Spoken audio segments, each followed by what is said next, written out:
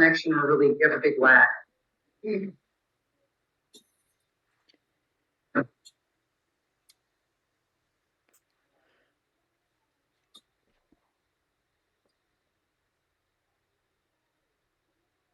All right, can everyone hear us now? Let's put the phone in court.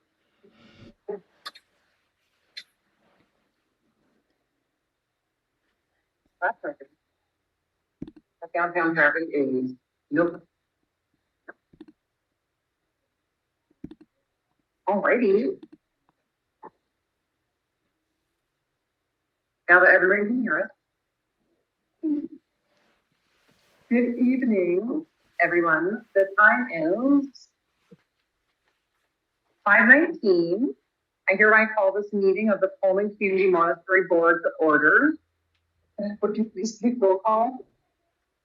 Sure. Chris is here online, and see Stephanie's online. Alan is here. Michelle is here. Robert is here.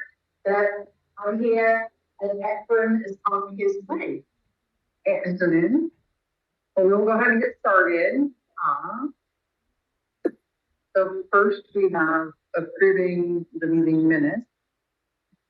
So do we have a motion to approve the meeting minutes from 3/21/24? Thank you, Alan. Need a second? I second that. Thank you, Chris. Although any corrections, any notes? Okay, we'll go to the vote. All those in favor say aye. Aye. Chris and Stephanie? Aye. Okay, the motion passes. We're moving on to the meeting minutes. For note, everyone just arrived.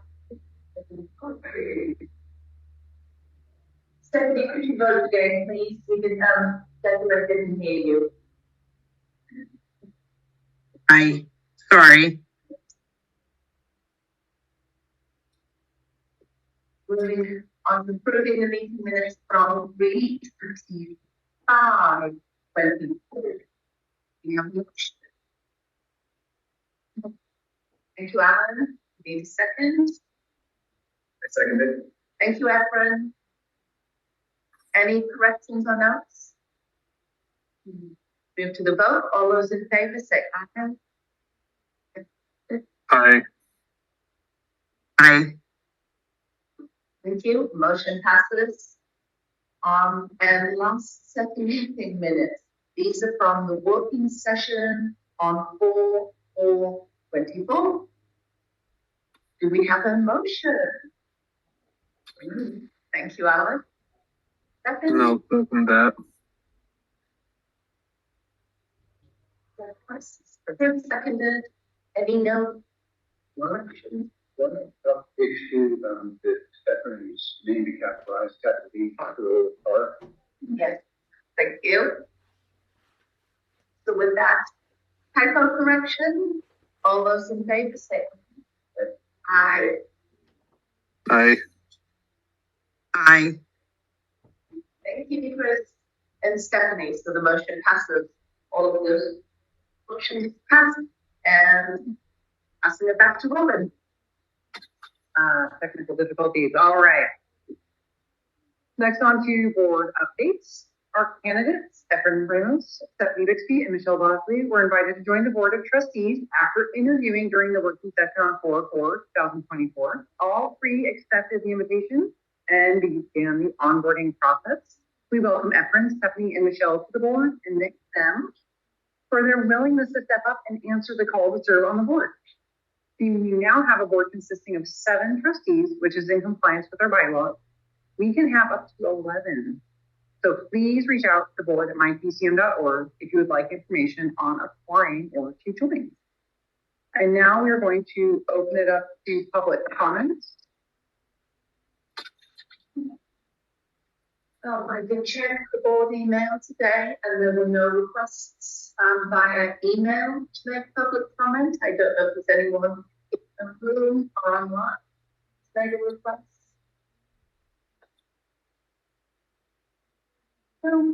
But we usually just read these anyway, so that for future meetings, if you do want to make public testimony, you know what to do.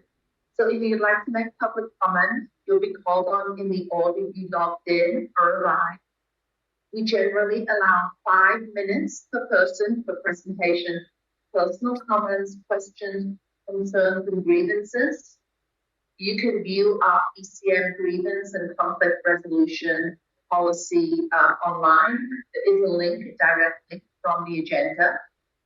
Public comment should be shared with the board in writing in advance of the board meeting for us to better address your consideration. And you can email board@mypcm.org or submitted in paper form to the PCM office in Gladish Community and Cultural Centre. You should receive confirmation of receipt of your written statement within 48 hours of submission. Thanks. No public testimony for this meeting. Now on to the leaders team update and compliance check-in. For PCM's charter school contract with the commission, PCM trustees should regularly review the statement of assurances to ensure we are fulfilling our obligations to the contract. For public transparency, there is a copy included in our agenda packet of the commission's oversight guidance manual. And what rubrics does the commission use for evaluation? Financial performance framework, academic performance framework, organizational performance framework, and school-specific goals. So feel free to review those. And then our board dashboard update, which is normally done by the head of school. It has been updated and it is linked in there. I'd like to call attention to the fact that our enrollment has stabilized at 86. And that right now through the end of this week, we'll continue using our original safety and attendance tracker. Beginning next week, we will have an expanded version, which will allow us to view information regarding specific classrooms so we can drill down and identify where issues are occurring.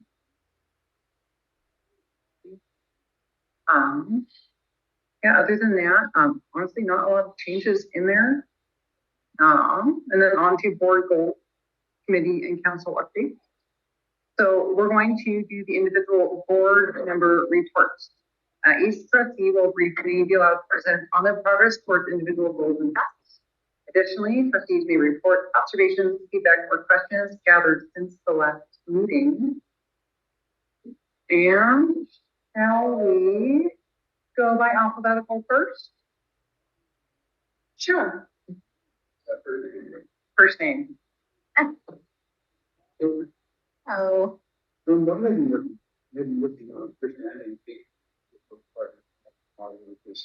Wonderfully detailed, and from that, creating high-level graphical summaries, partly for my own understanding and partly to convey that information to lay people, I should say people who are not financial experts. JGP's model is highly detailed. The summaries are highly summarized, so I hope they resonate here and in other places where they're shown to the public. Let's see, I have been setting up finance committee meetings, adding new members to the finance committee, understanding myself what the exigencies of that committee are. And I thank Kim Casper and Caitlin. Well, thank you. Well, yes. Caitlin Will for joining as voting members on that.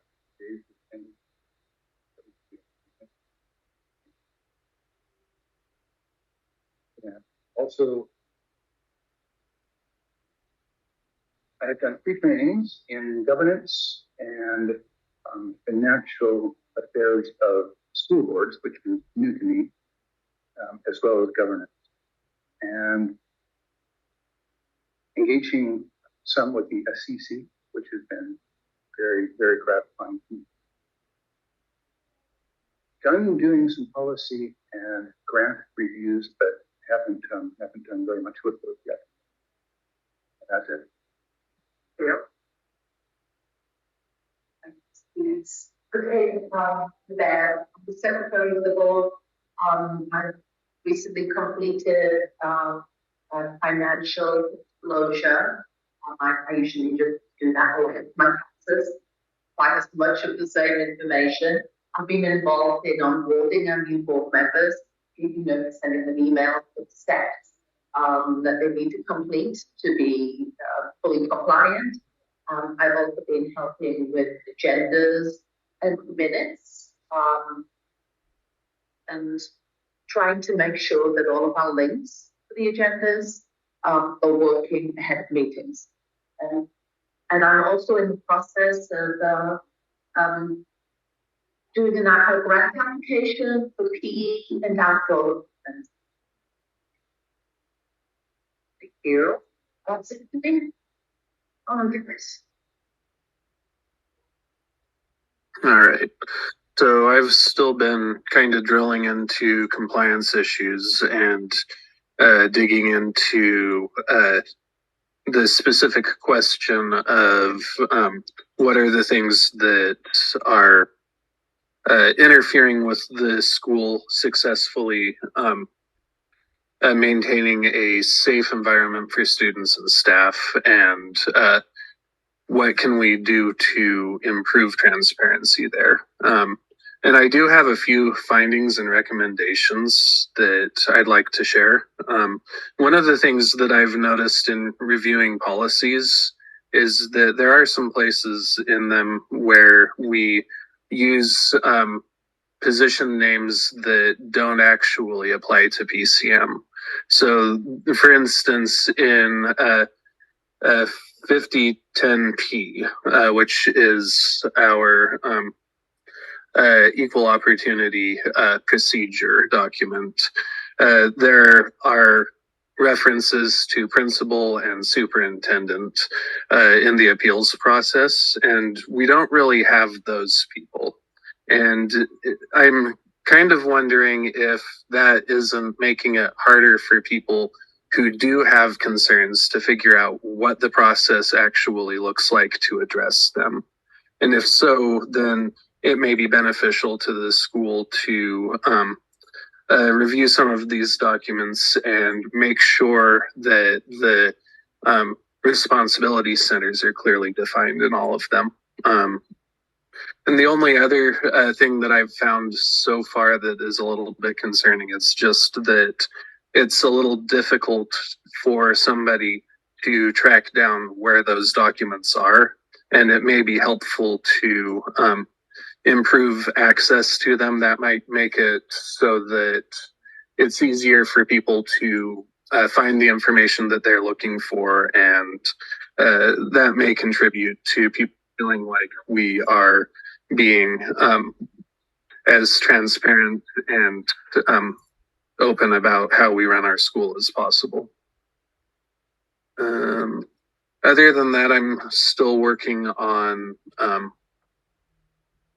figuring out what else should go into our official response to the commission. I hope to have my recommendations there finalized tonight or tomorrow.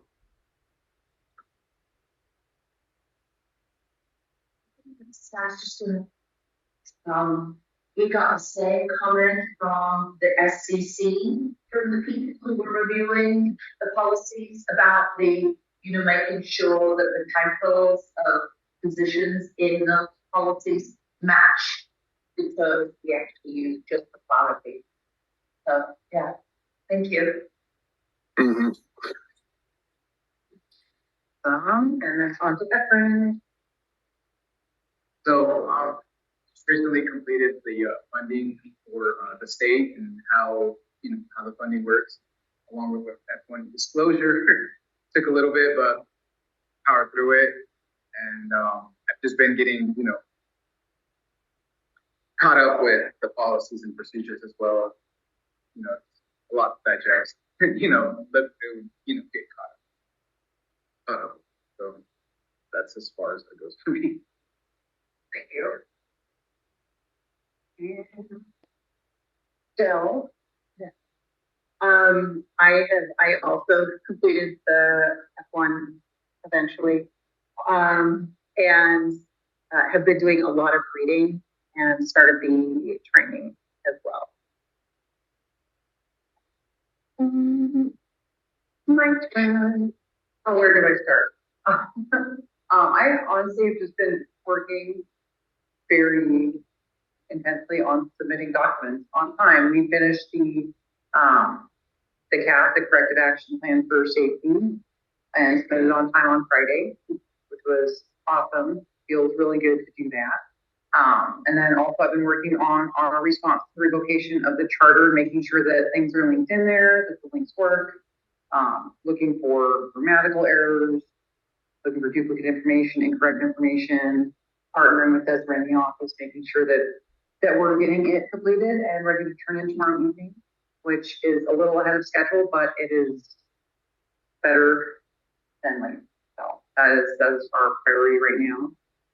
Other than that, I have been at the school every day except today. I popped in for a few minutes, but other than that, I was in a commission meeting, which lasted until it lasted until just after 12, I think. It wasn't as long as they said it was going to be. But I was able to submit my my comments in front of the commission, which was nice. They almost skipped everyone, which was frantically emailing. I submitted a request, so they actually they backpedaled and they let us all submit our request, which was awesome. And so I gave my comments and then I came on. And other than that, just really working on submitting a response. And I did have one quick question for you, Robin, about that response to the commission for the safety stuff. Did they give us any feedback on anything that they want to see in that wasn't there? So one of my links didn't work, so I corrected that. And then there was specifics around a training that they wanted more information on, which I was able to provide, and I believe it was related to the TMC coaching. So I was able to get back, submit those to Italiana, and that was my computer started my eyes. But other than that, I haven't gotten any more feedback or information requests from them. And then also, on a side note, we have an asset list to tomorrow, which we will be. I have a meeting with Italian on the schedule to make sure we get that. And all the information is as it should be. What is that? The asset list of it's our inventory asset list of everything in the school. Yeah. That is it. It's been time consuming. Yeah. And that's all me. And then Stephanie, what have you got for us?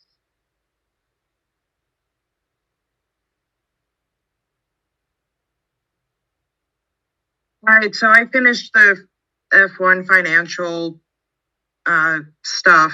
I've done a bunch of the onboarding that I need to be in compliance to be part of the board fully. I've been reading through the medical procedures that the SEC was handing out for us to look over when I go to their meetings. I've been a little behind. We've had illness going through the house, so we're a little further behind than usual, but I'm trying to catch up.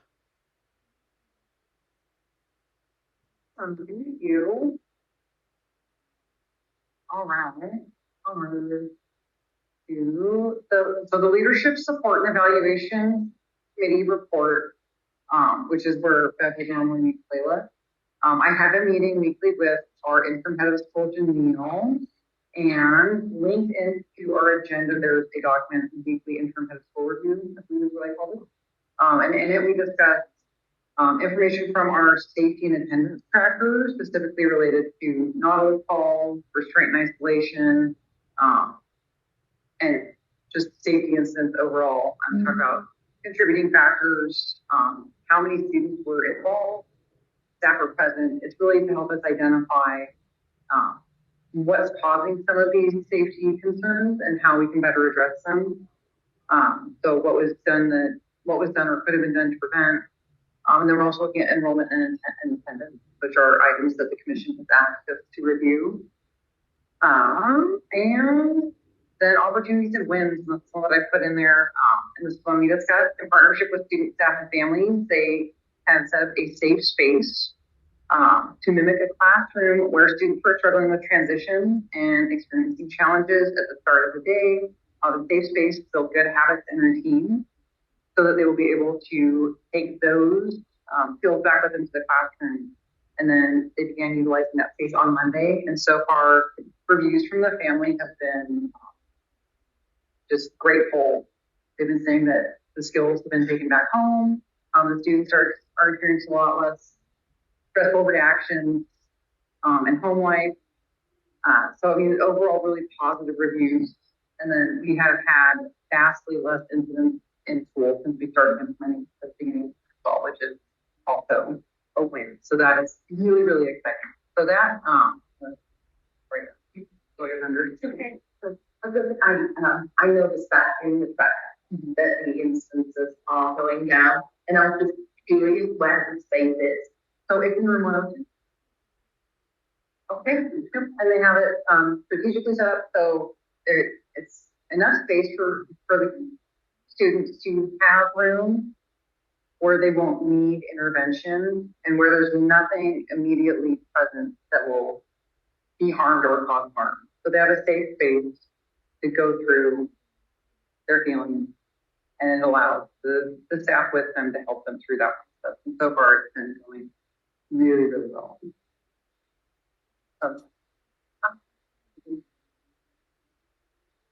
Well, that's excellent. And then we have inactive committees currently, which our next session I would like to discuss getting them going again. The development committee, governance committee, and then the educational committee that is under formation. Well, yes, and we have got full, but we haven't been able to have meetings because we have not had head of school present, and so the staff and Jill is also out on medical leave, and so that leaves too few staff members who are on the committee to have the time to set aside. So we have said that we were going to do more educational updates in our regular board meeting.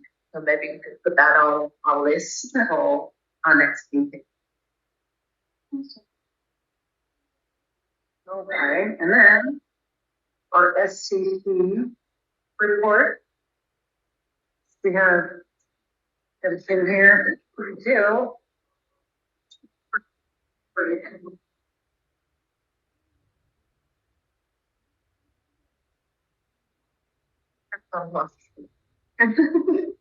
So we'd like to start off with saying thank you for having me here, and thank you to the teachers and staff of the school, the other members of the SCC, the families, volunteers, and the board for all of your time, dedication, and help during this time. Over the last month, since the last regular board meeting, we have been extremely busy. We have hosted 2 additional town halls since the last board meeting, addressing issues at the school and brainstorming ways we can help, and had to execute that help from working on policies, brainstorming ways to help the school financially, exploring the educational philosophy, and gathering volunteers to help with a wide range of needs. We have worked to facilitate communication at the town halls between the school, the board, the SCC, and the community to address the school's current problems and contract violations, and working to create the school we love and can be proud of. In that time, we have also had our first SCC elections to ensure that families, staff, and those involved in the SCC and school have a say as to who is in the leadership of the SCC, to facilitate that communication between the families and the board and school to ensure that voices are being heard. During those elections, we were able to elect the SCC's chair, vice chair, treasurer, secretary, and staff liaison, who would represent and facilitate communication for the families and school community. We, as the SCC and school community, have come together and worked on reviewing, discussing, and offering opinions and ideas on the current school policies to help guide the board and making sure we have policies that help and protect the school and its community. While some of these thoughts and policies procedures have been passed on to the board, we are still actively reviewing and offering ideas and opinions on the policies and welcome input on any of them to pass on to the board.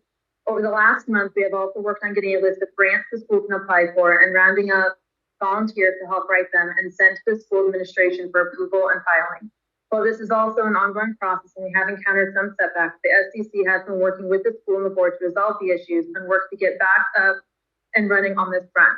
We have also participated in the t-shirt fundraiser that was conducted and put together by a group of parents. Through their hard work, support of the school and board, and the amazing PCM community, we were able to raise $1,773.10 for the school. Nice.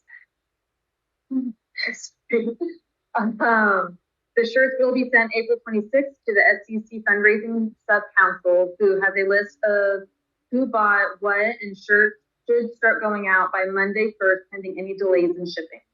Over the last month, we have also worked to gather volunteers to help meet some of the needs in the school and board. We have worked with volunteers to help in the classroom, review policies, grant writing, and join the board, to name a few. Through these efforts, we have been able to assist in adding 3 new board members, have more eyes and opinions on the policies and procedures, help alleviate some pressure on the SCC's grant writing subcommittee to help the school become more financially viable, and help alleviate some of the stress in class.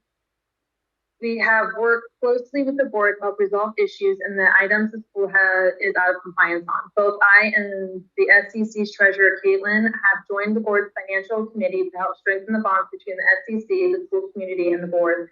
We have also worked to help create the Student Advisory Council, the school's version of Student Council, run by a volunteer who has also had their elections in the last month and currently working to create a mascot for the school. We have also worked with and helped Ann Brown with the Needs and Youth YouTube channel to help the community and PCM families be informed on what's going on at PCM and the different activities the students are participating in, as well as any meetings that may be happening at the school that are available for the public to attend. While we have had some bumps in the road with this as well, we are working with the school and board to resolve the issues that have come up and look forward to working with Ann more in the future. We are so thankful to our community members who have put so much time and effort into helping us in the school through the transition periods and with everything currently going on at the school. We appreciate all of those who have attended town hall, participated in volunteering help, and or have helped bring ideas and thoughts to the table for everyone to consider and explore. We acknowledge and appreciate that everyone's incredibly busy and that it is a hectic time for everyone, and those that are still willing to help and offer insight. No matter how small the task you have done may seem, it has made a difference, and we appreciate any amount of help, feedback, and ideas that are given. Thank you. Questions, Robin? Yeah. So on the, yes. So we are currently getting a list better and the big and it's a full level to get the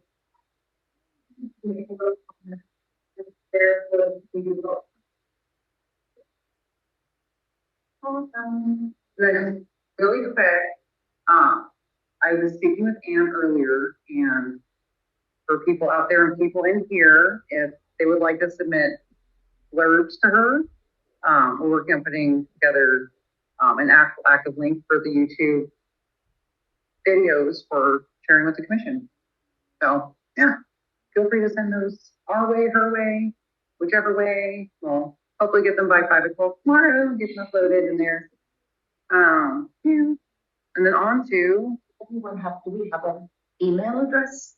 You could just, do we have permission to share? I know how for the news and news.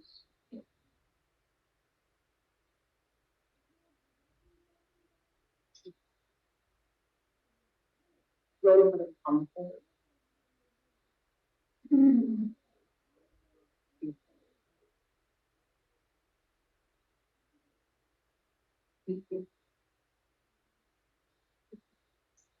Post the email address once we locate it in the comments. So if you do have video or comments that you'd like to share, you know where to send them. All right, so as you find that, we're gonna move on to the finance committee report for February vote from Alan. Thank you. Matt of GTP, to both partners, took us through the February financials in a prior meeting, so I don't necessarily propose putting those up. If anybody would like to see them, I will.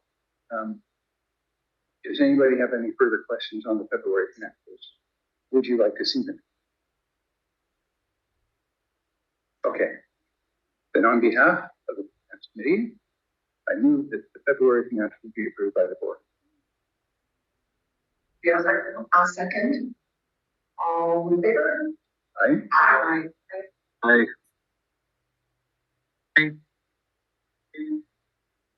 All right. Finance report for February was approved. And then on to March. Through the Finance Committee went through the month financial statements meeting 3 days past, Monday the 15th. And I co-presenter.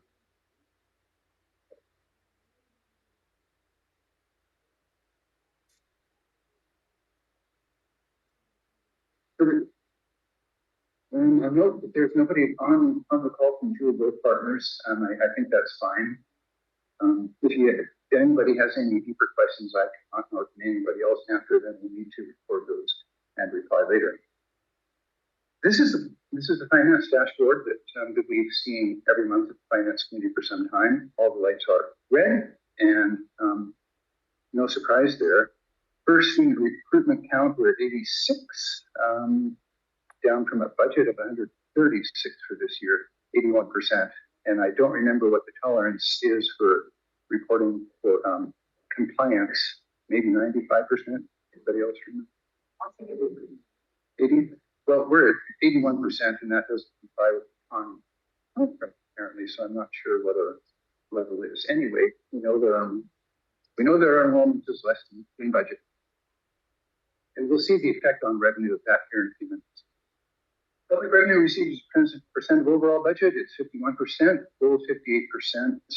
This 58% is the amount of the school year we're through, 7 months out of 12 of our fiscal year, I should say, not school year.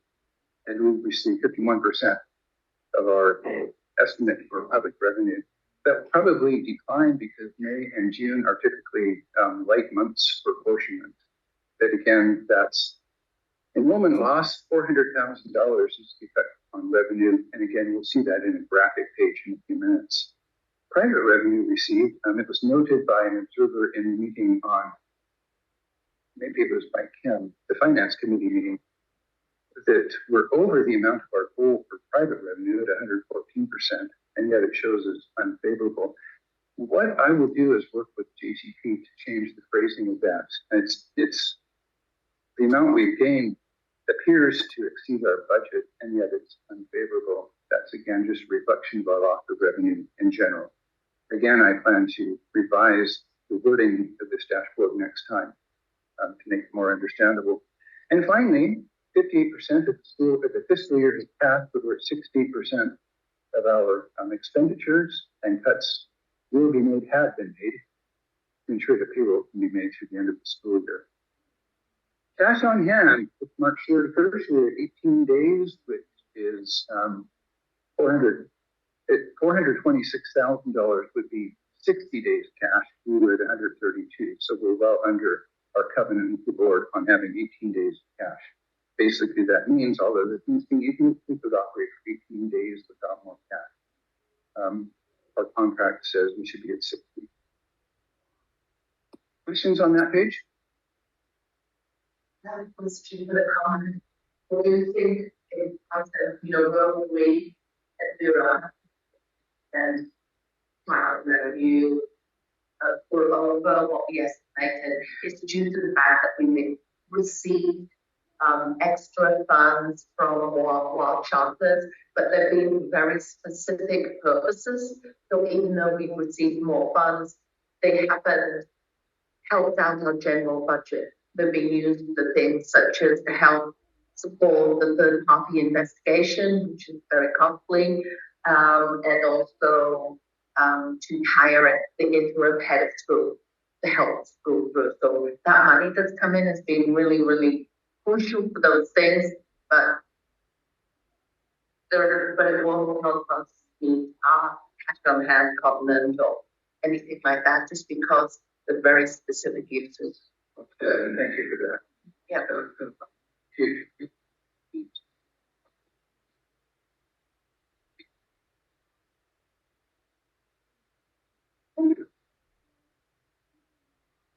Okay, next page, this is profit and loss. 2 months comparison, February to March, and maybe the more useful comparison will be to our budget. That's a couple of pages down. But what jumped out here is part of what Bev was saying, $51,000 cash receipt here in March. This was a growth grant from, I think, Law Charters. And it would have normally come to us in the summertime that we asked for it early to alleviate our cash flow stress. And then general apportionment is way down from last month. That's due to a timing issue in reporting to the commission that will be reversed in April. In other words, April will be a high month. March, as you can see, was pretty thin. And down here, audits, that jumps out as a substantial difference versus February. That's because in addition to the financial audit, we have the CPA firm in which they press audit opinion. The state auditor's office also audits us, and when they do so, they charge us for that service. So that's what this $24,000 is about. Nothing else jumps out too much in month-on-month comparison. Questions so far? Have you seen the meal reimbursement yet that we had missed? There was a month where we didn't get the funds for our low and reduced lunch. Was it February or January? Don't know the answer to that. Okay. All of it. Since I know we were waiting to see that.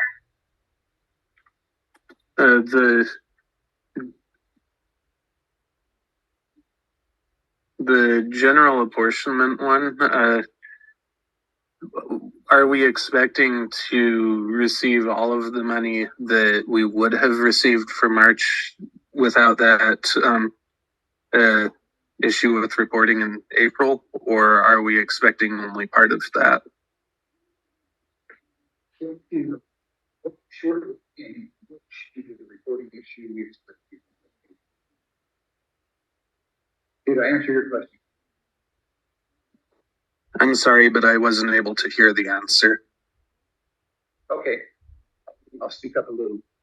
What was short in March due to the reporting issue, we expect that to be recouped in full in April. Excellent, thank you. Okay. Thank you for the question, Chris. I had to turn my speaker off because I have a bit of an echo. That might be the problem. Next report, balance sheet. Balance sheet says a lot to financial analysts and accountants, not a lot to most people. I just want to point out down here, this $836,000, that is assets of the organization, most of which are current values. The exception is fixed assets down here, the 644, that's historical costs. Those are the accounting rules. I'll leave it at that.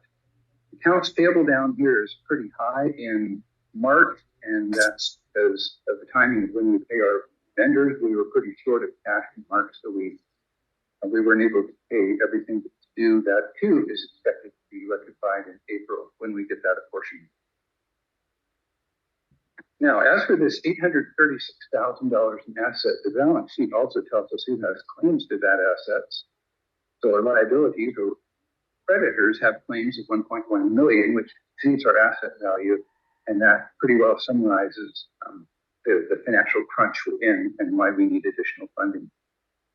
The equity the owners have claimed to is actually a negative number. So that's not where we want to be. As our plan unfolds, assuming successful, we'll see that rectified. Questions on balance? Okay. Next, this is budget versus actual. Down here at the bottom, we see three values: 2855,976. That was board approved expenditures in the original budget submitted July last year for the 23-24 school year. The revised budget, 25-25, is the result of revisions that the board made to that budget originally submitted to the commission. This too has been submitted to the commission as a revision. Forecast over here, 2596, is the result of dual growth partners combining year-to-date actual 7 months with 5 months remaining forecast. And that might be budget, or it might be a different amount based on how things are going. We've had a decrease, we've had a reduction, not so much a reduction in anticipated local donations here. Is in the budget, we assumed some $100,000 of local donations, and they just have not, that isn't materialized. It's not a reduction versus last year, it's a reduction versus budget. Down here, the full CSP grant. The CSP grant, Charter School Program, is a federal program that was designed to assist charter schools in expanding or opening $1.5 million. We're able to submit certain costs. I don't have a full grasp of what those are for reimbursement under that CSP. And I know some work has been going on to see if we might be able to use those full CSP funds in another way. Down here, salaries are expected to come in less than budget because of those staff cuts that we've had to make. This relationship between salaries of $140,000 and payroll taxes of $70,000 is pretty typical.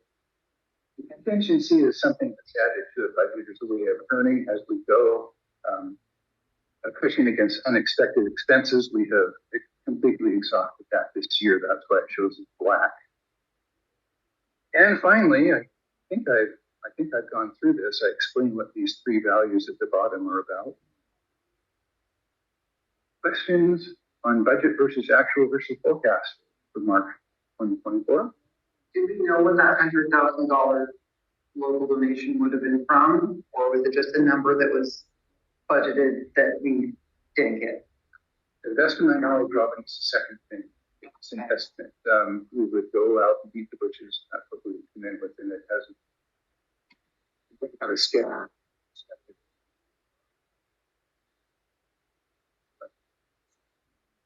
Okay, the remaining pages of the March financials. The role of the Finance Committee is to recommend acceptance of the financials to the committee, including these certifications. So in the board votes, this is some of what we'll be voting on. My apologies to those of you whose names aren't on here. I thought I had a complete list attached.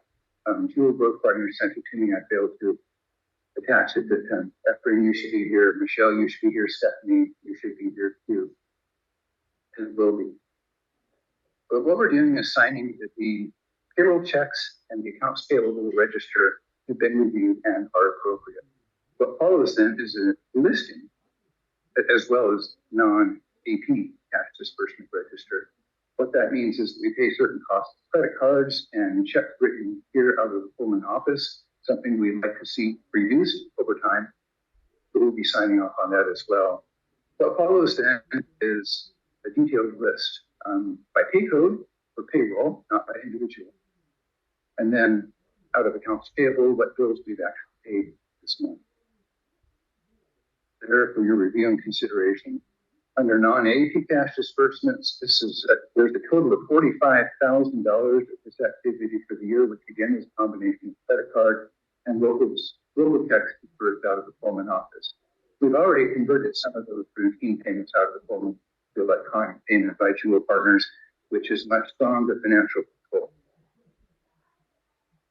Questions? We're not ready for that page yet. Okay, on behalf of the Finance Committee, I move for approval of the March financials by the board. You have to do it verbatim. Oh, We have to read all the following things. thank you for that. Somebody told me that. I kind of forgot. Okay, do we need to go through each of these individually? All we usually do. It's not. Yeah.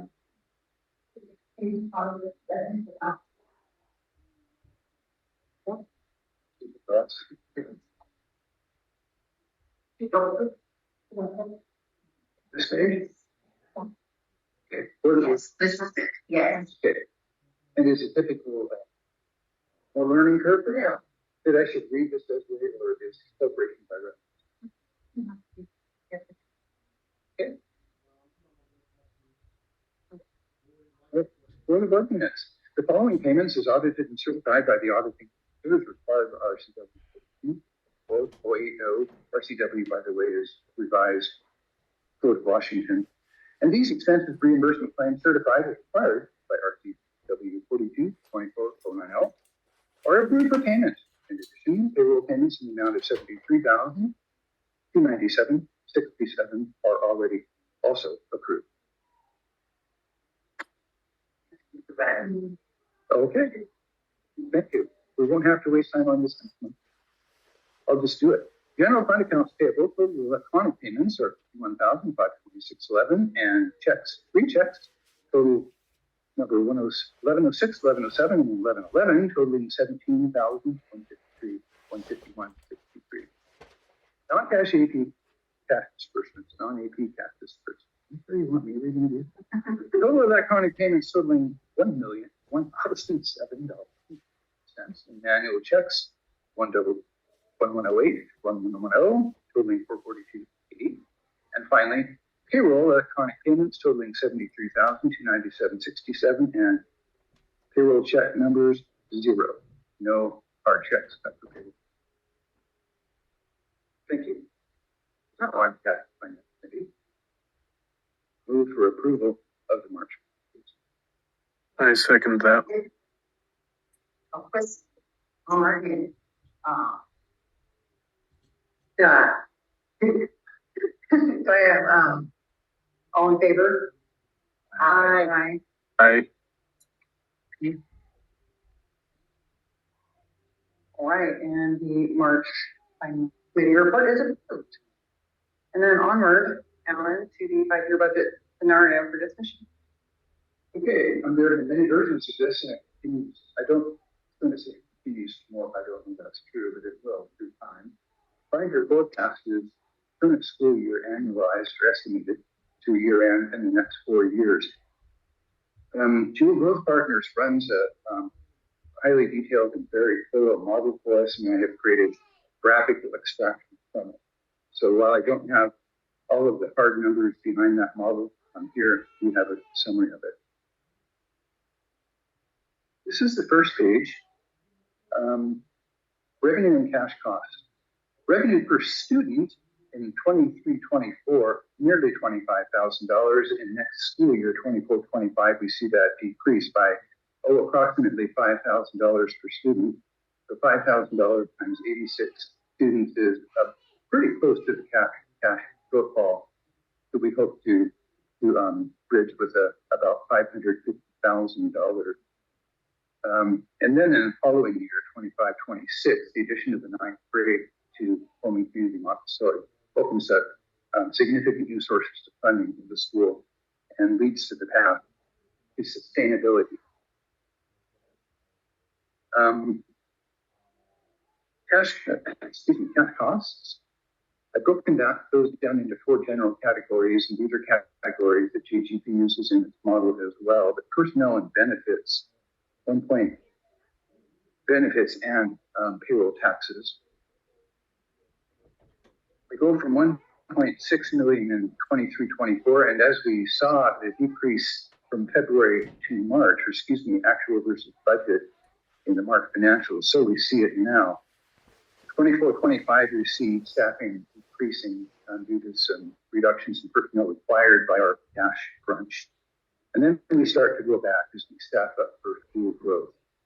You'll see in a minute that our 25-26 plan goes up. Oh, I have it right here. Yeah, 138 students. So we go from 89 to 108, and then on a growth path after that.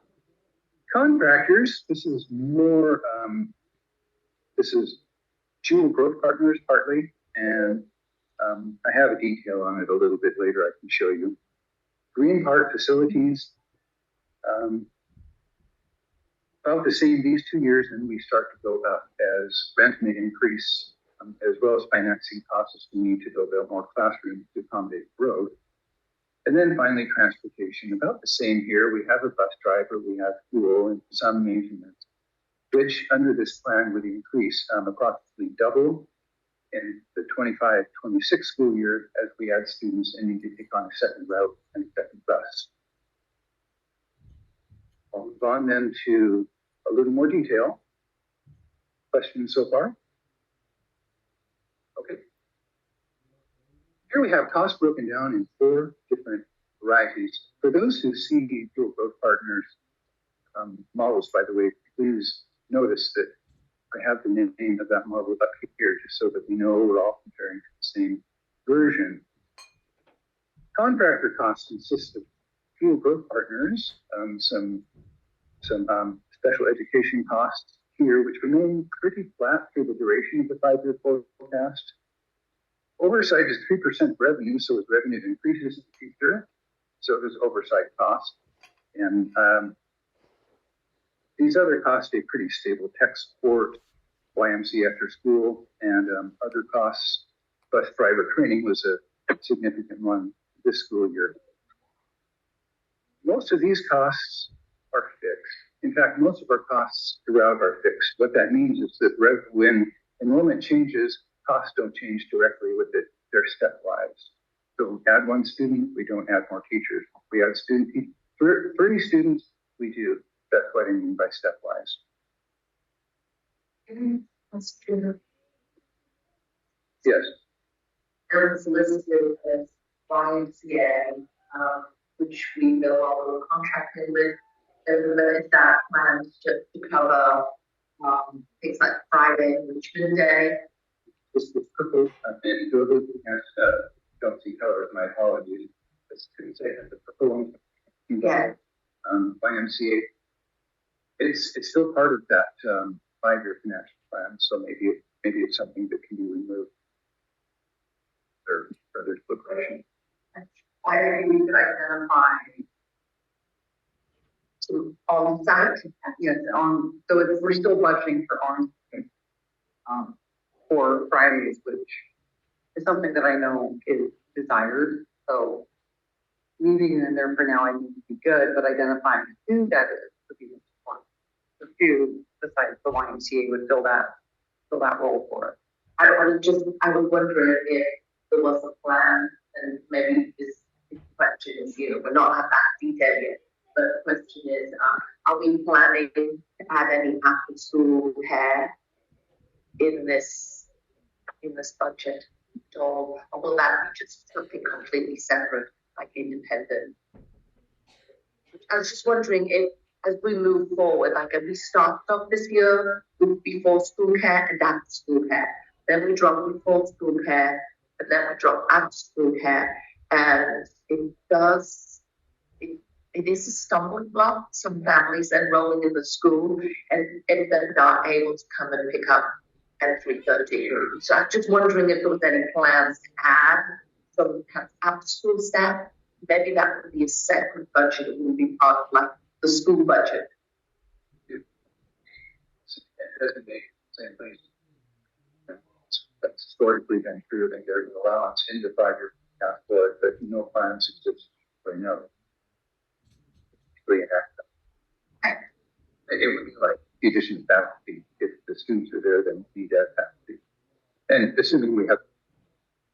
And not to parent pay for services.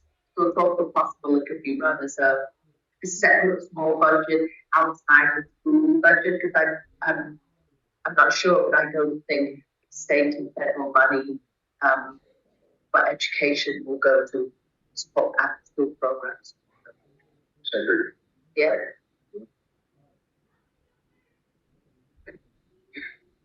Order transportation, primarily for other pay, and again it goes up as you go from 1 FTE next school year up to 0.0, and sustain that level as school growth mandates take a second route and second bus driver. Fuel increases as we anticipate more students, more stops, and maintenance as well. There's a tiny blue line up here. Honestly, I don't remember what that is. It's very small. It may be training. Perfect. That could be too. Facilities costs, that's primarily the building lease, and it goes up as the school grows. We need more classrooms. Financing does as well. If we need to build out more classrooms and need to borrow the funds to do that, which is what we anticipate, and financing costs will increase as well, but then so will revenues. And finally, janitorial and insurance, very, very modest increases as time goes on. And finally, personnel costs. We have regular teachers, special education teachers, other instruction, which is primarily classroom assistants, teacher assistants, instructional assistants, there we go. And then administration remains pretty flat as time goes on. Questions about these costs?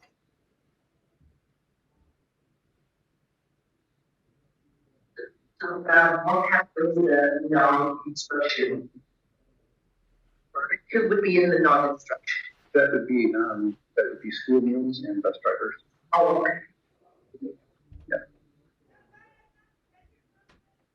Okay, last page. If this is too small, my apologies.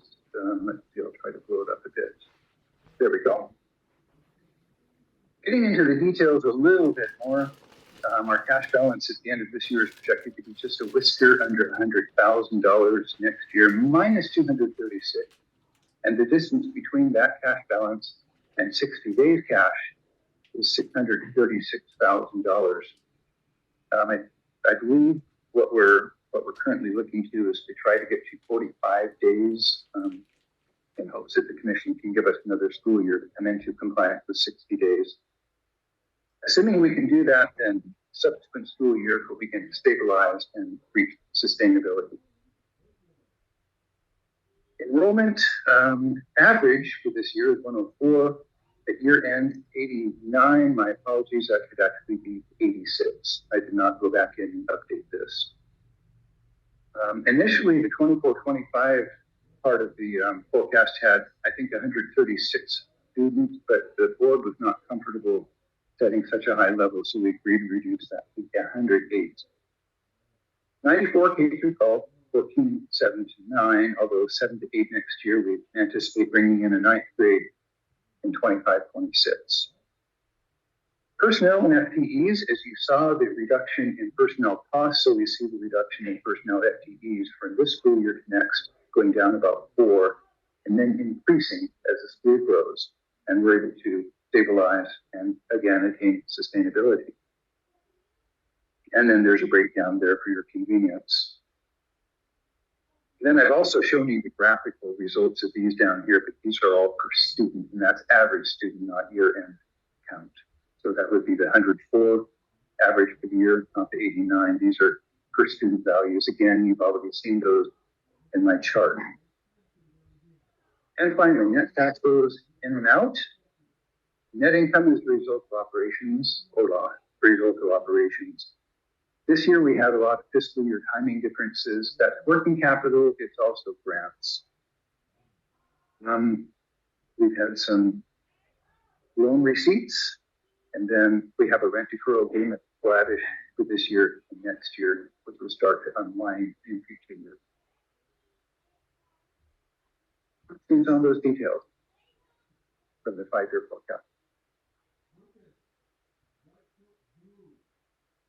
So just to confirm, by the end of next year, we anticipate being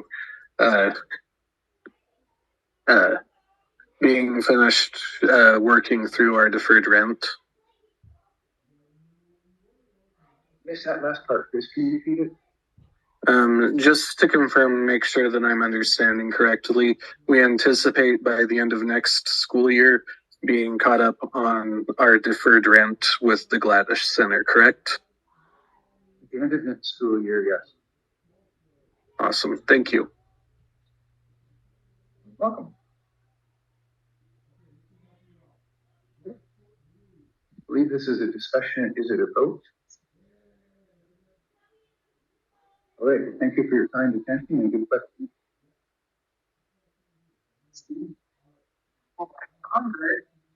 For the commission. So far, first we will do the response to the commission, and we'll provide updates on where we are in the process.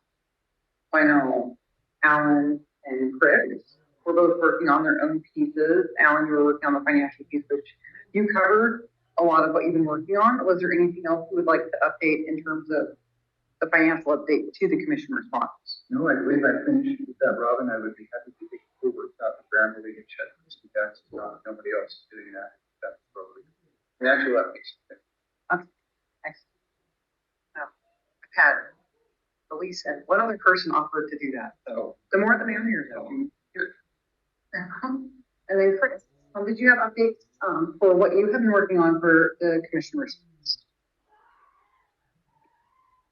So I have been working on mostly figuring out how to further flesh out the compliance and safety parts of it. It sounds like a lot of our action plan is acceptable to the commission, given we haven't provided further feedback. But it's going to be beneficial for us to further flesh that out. That's going to make it easier to identify the key data points which tell us whether we're on the right track or not. So I'll keep working on that. I hope to be finished and ready for my changes to be merged tomorrow. Thank you. And then, were there any updates for the response? I sent them to Jeanette and I will just update from board conversation. I've already done that. And then on that note, are you able to, do you have like a file of all of our resumes? Yes. Okay, cool. Well, they will be sent to the commission. So we have a time limit. I think it's 5 working days of having a new board member join that we need to send them the disclosure and forms, because as well as 2 disclosure forms which we've attached when we've been interviewing candidates, the commission itself has their own separate disclosure form. And then we also have to provide information around positions, dates, when we were elected, etc. Would you be able to send me a folder with all the resumes so I can Sure. respond? Absolutely. I was going to go dig into it. You already have it, right? No, I do have them in Desiree has some programs, but Desiree, you've got plenty to do. She's like, oh, Yeah. I'll send it to you this evening. all right. I think interval looked at the corrective action plan, which I did, I mentioned earlier, submitted it on Friday the 12th on time. They were still reviewing it. They did mention it today in their board meeting that it was submitted and that we've already implemented steps immediately to address the issues in it, and that is very favorable. And then there are still some that we are working on. For example, the MTSS review, which is the multi-tiered systems of support. Janelle has a lot of working knowledge on these practices. However, we need an external reviewer, and that's something that has been really challenging to find given the time that we're working in. A lot of these places are already booked. They're not available until the second half of June at the earliest. So we're trying to find a way to at least get the process started in a meaningful way before our school year is over. We do have the district capacity assessment, which covers the MTSS, which is going to be happening next school year. And that is generally a 3-year process. And it involves them coming in, doing evaluations, interviewing staff, and then helping to set up improvement plans, and then helping the school execute them, and then provide follow-up and feedback. And the whole process, like I said, takes about 3 years. So that's not when we just have them come in, review us, and then on with our work. So we're looking for something more of a snapshot now while we are waiting for the DCA to happen. But I've connected with WSU, I've connected with ESC 101, who is one of our partners. OSPI, we reached out to them and talked about a couple of other folks I can reach out to. But like I said, scheduling's been really, really helpful. And then we have So this DCA, the district capacity assessment, the 3-year process, who will do that? So that would be through the ESP 101. ESP 101. And they are one of our, through OSPI that we currently work with. And then we're also working with them to get a safety assessment. And we do have one IA position filled for the LSP, which is exciting. And then we're in the process of filling the OE for the second missing IA position as well. And that might involve some filling, depending on who ultimately fills that position. That's something Jamil is working on right now. And then I currently am doing our weekly meetings with the interim head of the school, making sure that we are regularly touching bases. And this actually happens about once a day. We actually sit down and kind of go over what's been happening, different issues that may have risen, how we were addressing them, work we're doing with staff, any updates from our True Measures collaborative partners, work that we're doing with our SPED director.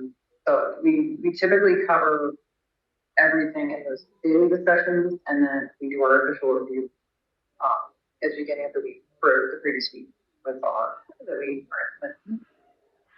And update on third-party investigation is still in progress. That's the extent of the update I have. The investigator is still reaching out to folks and has yet to come back to us with any findings. Okay. And then update on potential proposed program changes to the charter. Sorry, something blinding.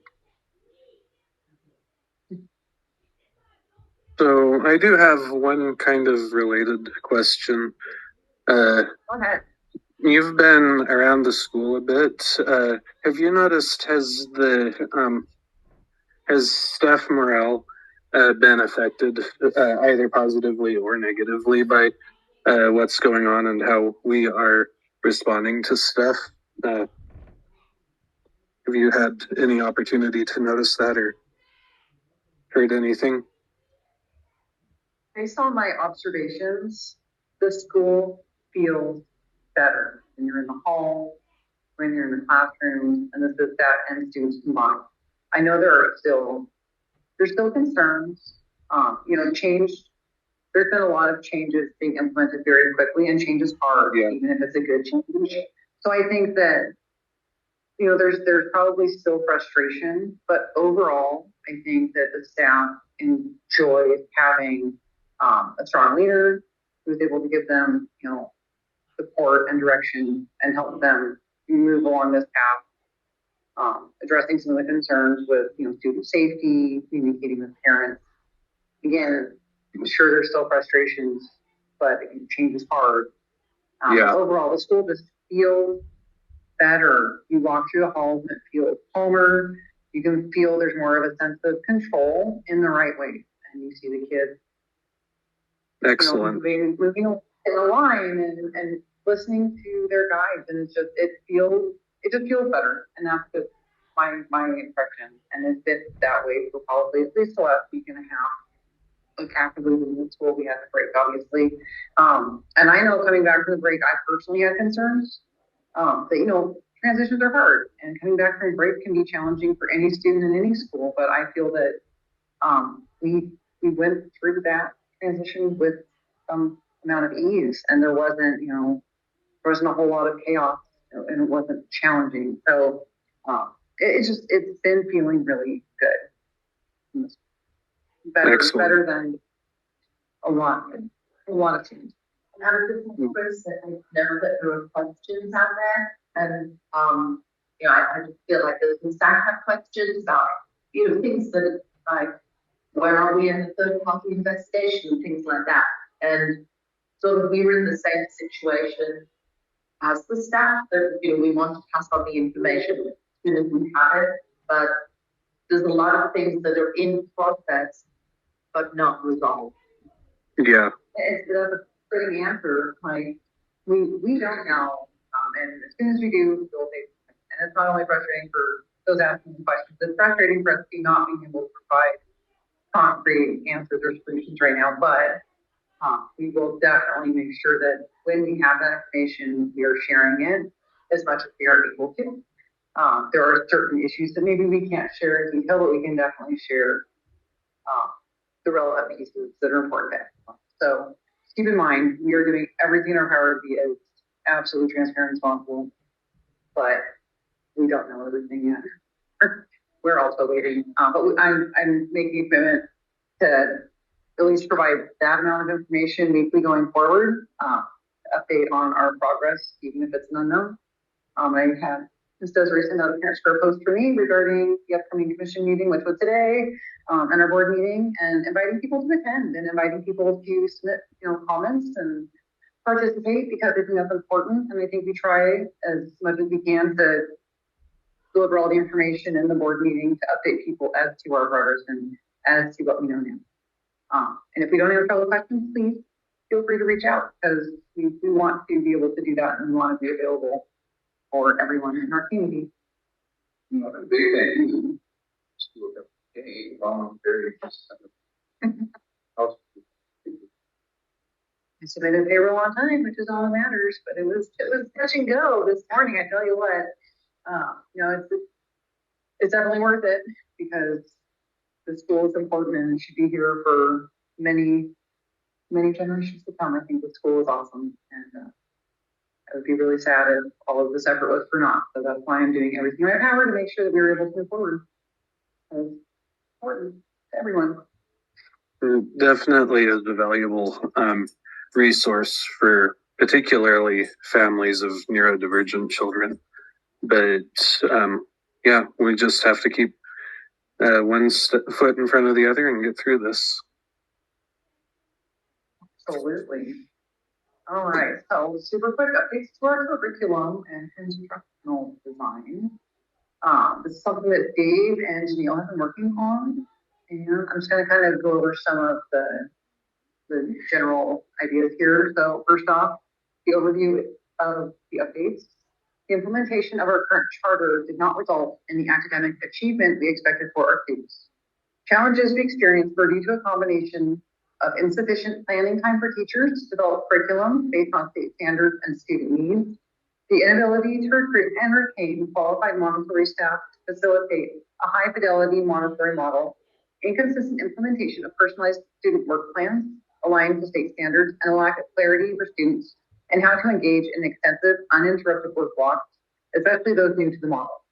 This is reflected in low math and ELA student achievement outcomes for our first 3 years of operation. Thereby, we are requesting changes to 2 program terms to enable us to address these outcomes in a way that is research-backed and responsive for student needs.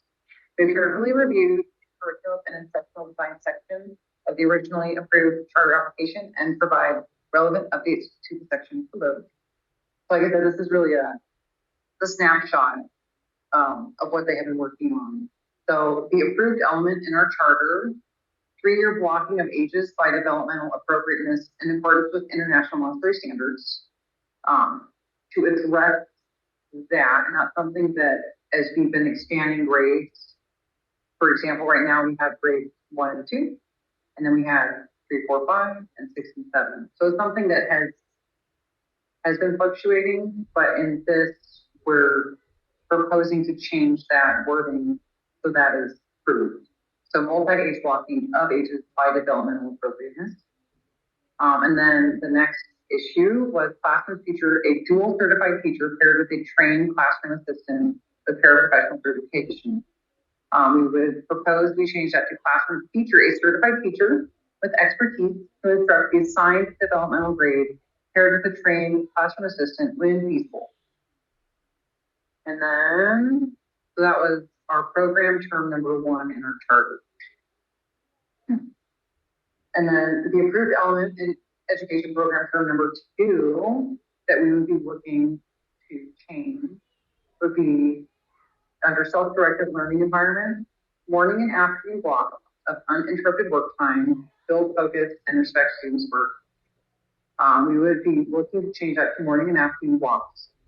Will consist of structured time spent on core content subjects, math and ELA.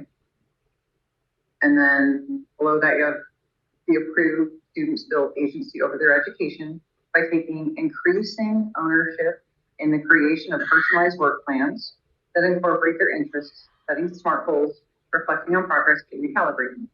And we are looking to change that to students build agency over their learning through place-based Montessori-inspired projects. So those are the two main program element changes that have been worked on.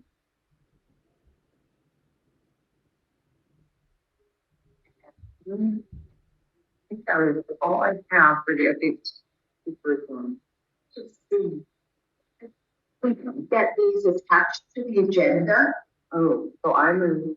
I'm going to suggest that we could go in and attach them, if you send them to me, attach them so that we have them in our, I know you read them, so they'll probably be a meeting, but that we could have them available for the people to read. And so that, you know, that still be available. People can still go in and access them after the meeting, yes. We will do that. And so I also wondered, do we have a timeline for, or more details on the process for applying to the commission to make these adaptations, these changes to our contract?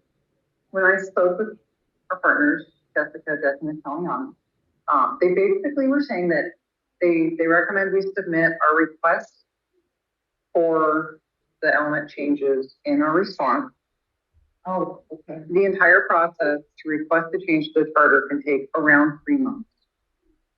And they said that we could start the process to request the change in our charter, but we really need to focus on the response for the relocation. So that's something that we could start the process on now. Or we could wait and see their feedback. If that start now, then it's 3 o'clock.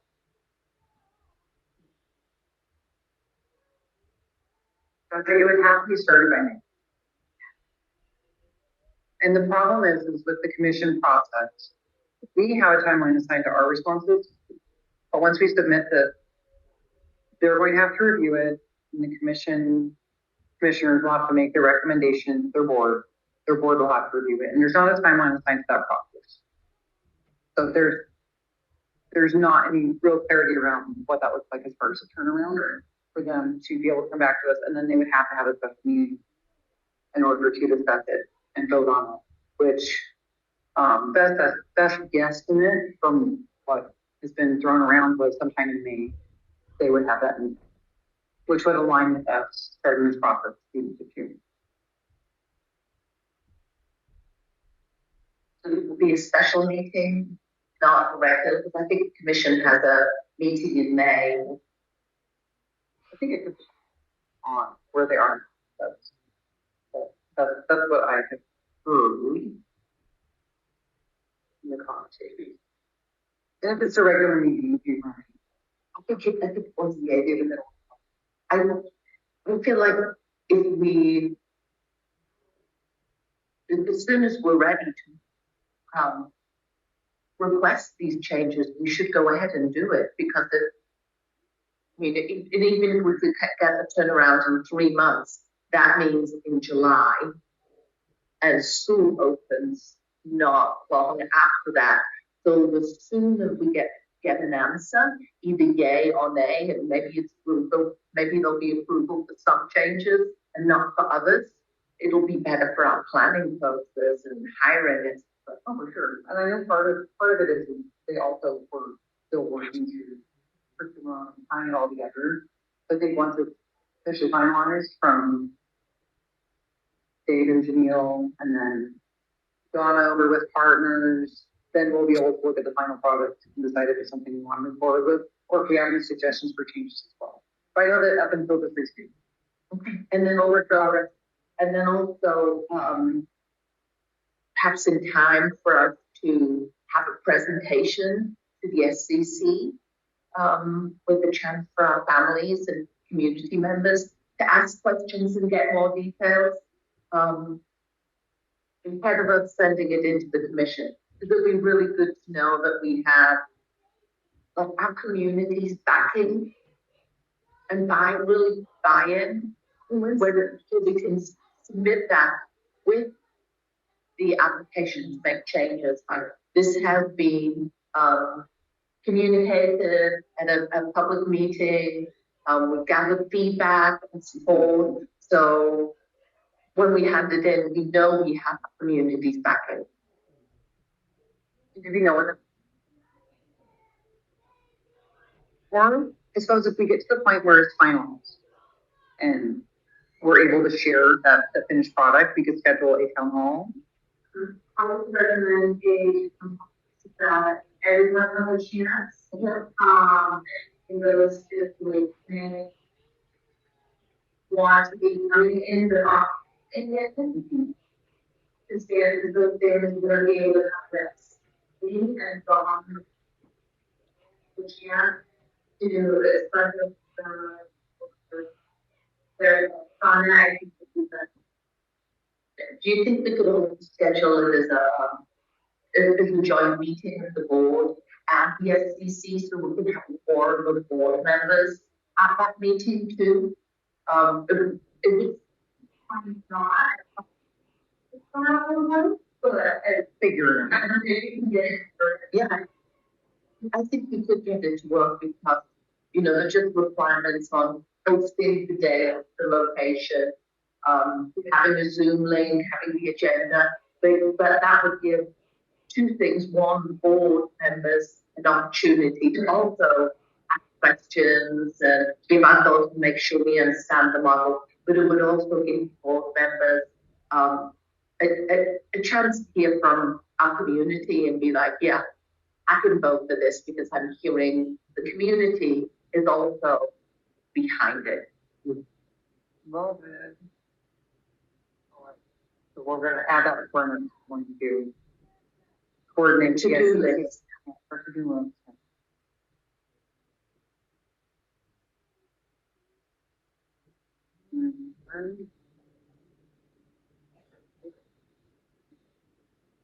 That was it. We still have 20 minutes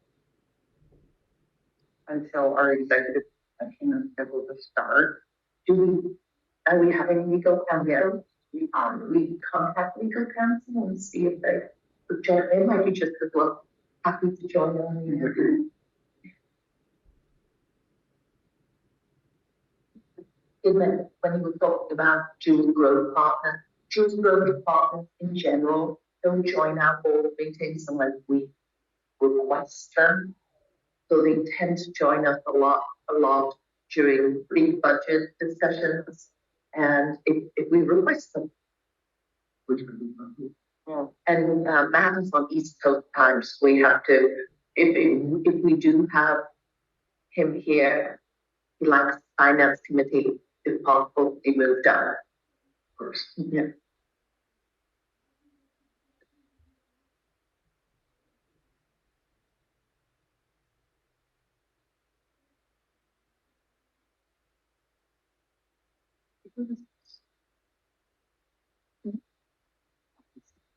Strength with not strength. Just, I'll be honest. This way next time, not if I'm facing this way, I think that would just end the TV there. Going this. You need that corner. See that is. Yeah, so there we go. Here. Stretch from this great. I feel like Waiting.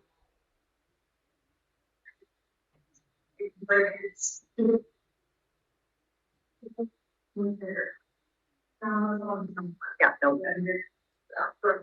The important ones are missing. Yeah.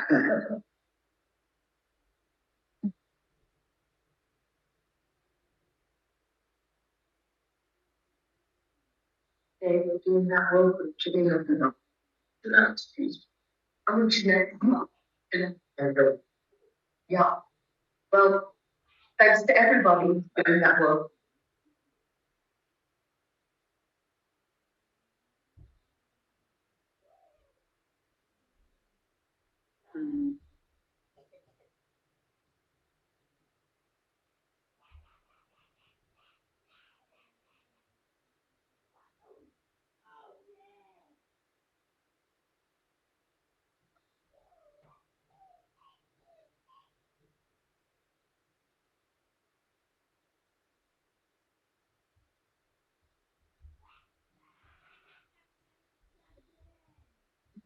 Sure. Why not? Why not? This is a movement where, you know, yeah.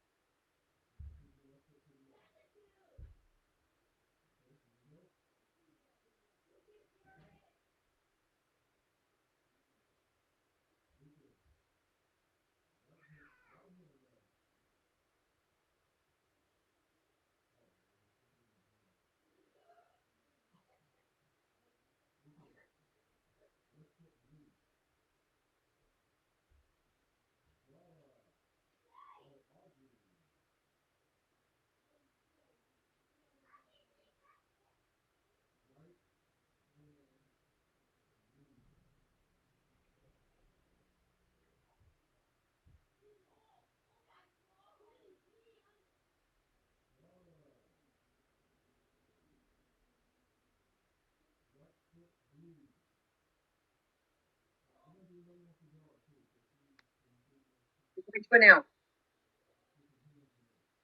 I just wanted to let everyone know that we are currently waiting for executive session, which will start in 10 minutes.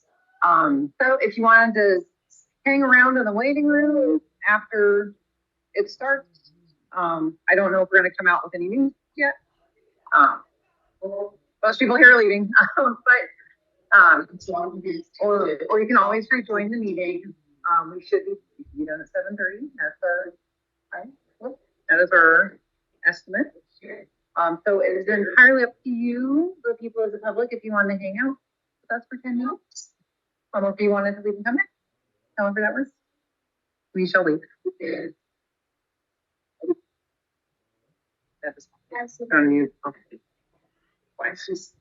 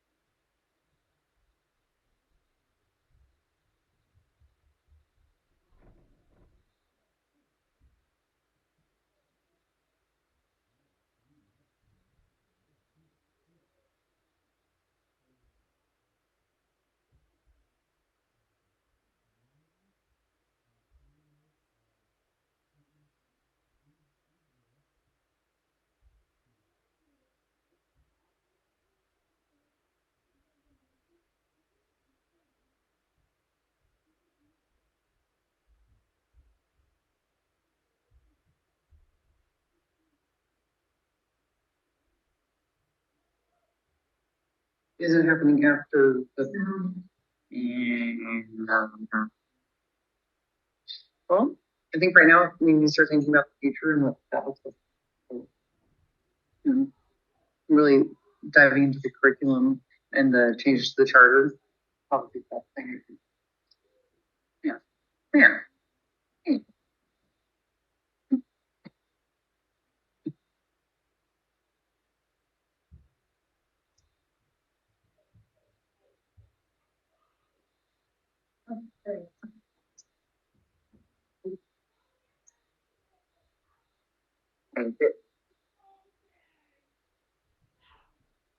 Alrighty, so B is 7, and we are about to enter into executive session. There are 11 statutory reasons for an executive session.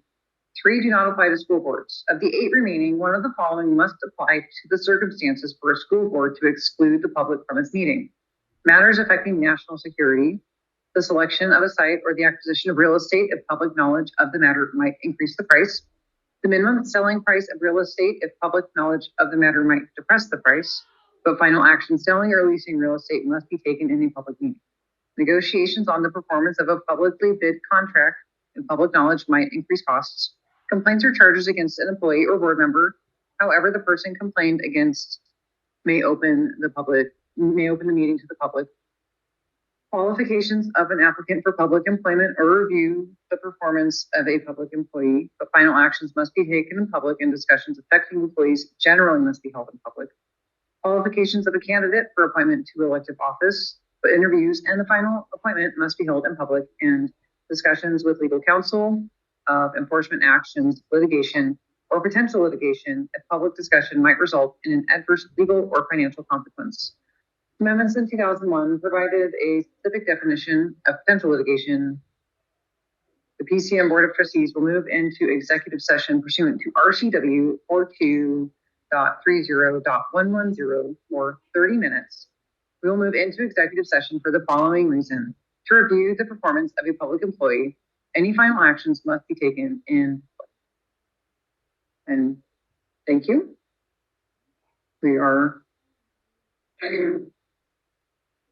We're going to enter into executive session at 7:02 p.m.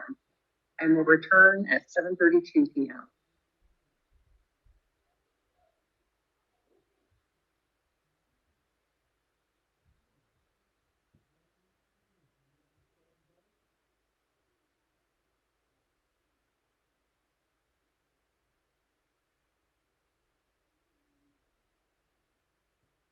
Recording stopped.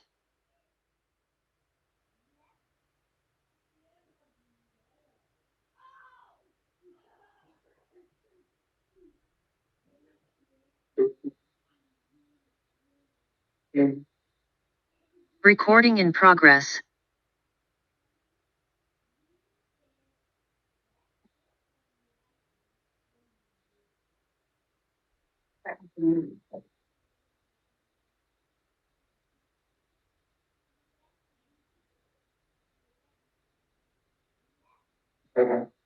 I announced it.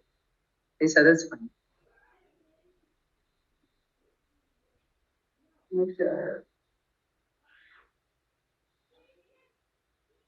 Everyone back? All right. We're checking the lobby.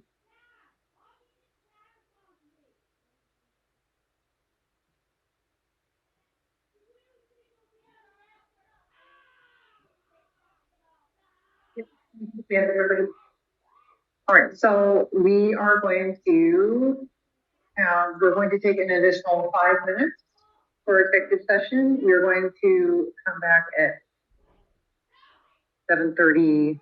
We're going to leave at 7:34 and come back at 7:39. We appreciate your patience. We shall be back.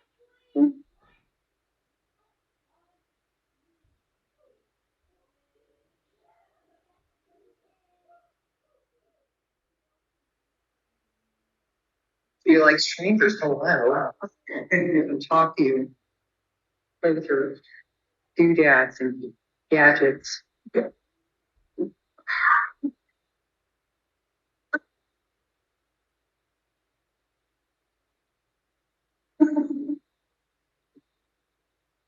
Recording in progress.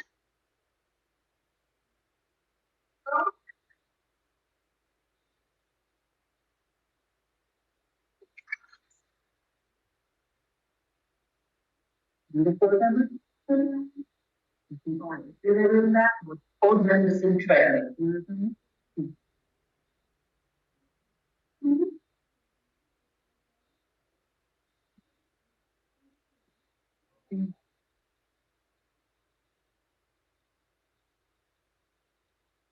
All right, welcome back, everyone. Thank you so much for patiently waiting. We have come out of executive session and discuss our current investigation into the head of school, the threats of retaliation against staff and students by the head of school. Our current investigator has hit a roadblock, and we are going to discuss and vote, or we're going to vote on changing our investigator. I move that we, research and find a new investigator for the third party investigation. I would second that. And then all in favor? Aye. Aye. I, All right, so we will commence to getting a new investigator for a third party investigation. And we will no longer be going through the Schwabi firm for the purposes of that. And then that is it. Unless anyone has anything else.